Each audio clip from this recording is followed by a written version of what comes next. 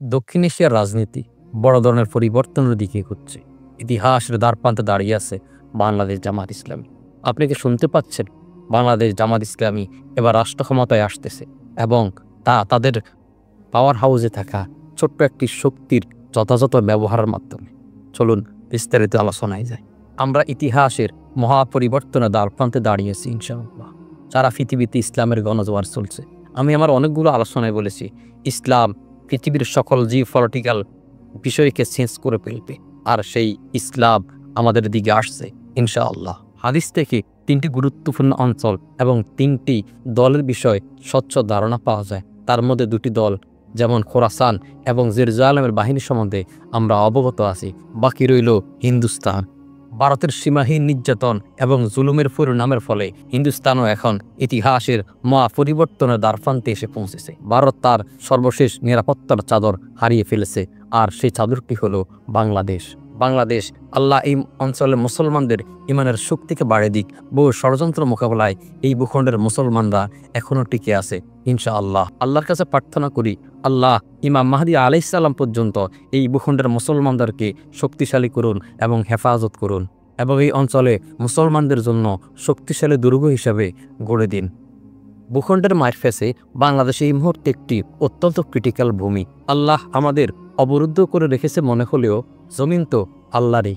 আসমানের দিকে দুচোখ তুলে তাকালে সারা পৃথিবীতেও একটি মাত্র জমিনই মনে হয়। আল্লাহর শুকরিয়া আদায় করি, তিনি এই বাংলাদেশে ইসলামী ছাত্র শিবিরের মতো দুর্জয় কাফেলা দান করেছেন, যেই কাফেলা অসংখ্য শহীদের রক্তের উপর দাঁড়িয়ে আছে।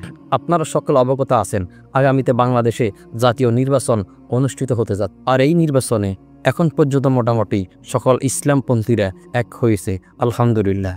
আমি বিশ্বাস করি এবার নির্বাচনে জামাত বিপুল সংখ্যক ভোটের মাধ্যমে বিজয় লাভ করবে ইনশাআল্লাহ। শুধুমাত্র একটি অস্ত্রের যথাযথ ব্যবহার করতে পারলেই, আর সেই অস্ত্রের নাম হলো বাংলাদেশ ইসলামী ছাত্র শিবির। সারা বাংলাদেশে যে পরিমাণ ছাত্র শিবিরের জনশক্তি সাবেক এবং বর্তমান মিলিয়ে আছে, তাদের সঠিক নির্দেশনা আর অ্যাক্টিভ করতে পারলেই একটি সম্ভাব্য বিপ্লব সম্ভব ইনশাআল্লাহ। ছাত্র শিবিরের সদস্য এবং যে ভাইরা সাথী হিসেবে আছেন, বিশেষ করে সাবেক শিবির, তাদের উদ্দেশ্যে আমি বলবো, আপনারা অন্তত আগামী নির্বাচনকে কেন্দ্র করে 4টি কাজ করবেন। যদি 4টি কাজ করতে পারেন, ইনশাআল্লাহ আগামী বাংলাদেশে ইসলামের এক মহা বিপ্লব সম্ভব হবে, এবং সেই বিপ্লবের বড় অংশীদার আপনারাই হতে পারবেন। প্রথম কাজটি করবেন, দিনে পরিশ্রম করবেন এবং রাতে লম্বা কিয়ামুল লাইল, রাতে তাহাজ্জুদে দাঁড়াবেন। এই ভূখণ্ডের মুসলমানদের জন্য দোয়া করবেন, অবরুদ্ধ বাংলাদেশের জন্য দোয়া করবেন।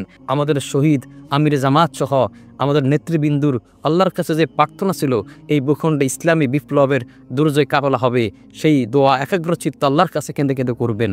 অবশ্যই আল্লাহ তাহাজ্জুদ মুমিন বান্দাদের প্রার্থনা শুনেন এবং তিনি সকল বিষয় অবগত আছেন। দ্বিতীয় যে বিষয়টি করবেন সেটি হচ্ছে বেশি বেশি ইস্তেগফার এবং গুনাহ থেকে বেঁচে থাকার জন্য সর্বোচ্চ চেষ্টা করবেন। তৃতীয় যে বিষয়টি অত্যন্ত গুরুত্বের সাথে করবেন সেটি হলো চেষ্টার সাথে আল্লাহর প্রতি পূর্ণাঙ্গতা, আকুল বিশ্বাস এবং আস্থা রাখা। চতুর্থ যে কাজটি করবেন, আমাদের একজন সাবেক সদস্য এবং বর্তমান রানিং সদস্য অন্তত 100 জন করে ভোটের দায়িত্ব নেবেন এবং একজন সাথী 50 জন করে ভোটের দায়িত্ব নেবেন। ছাত্র শিবির তাদের সাথী এবং সদস্যদের যে পরিমাণ প্রশিক্ষণ দেয়, এতে তাদের জন্য সদস্যদের জন্য 100 জন এবং সাথীদের জন্য 50 জন ভোটার কালেক্ট করা খুব বেশি কঠিন হওয়ার কথা নয়।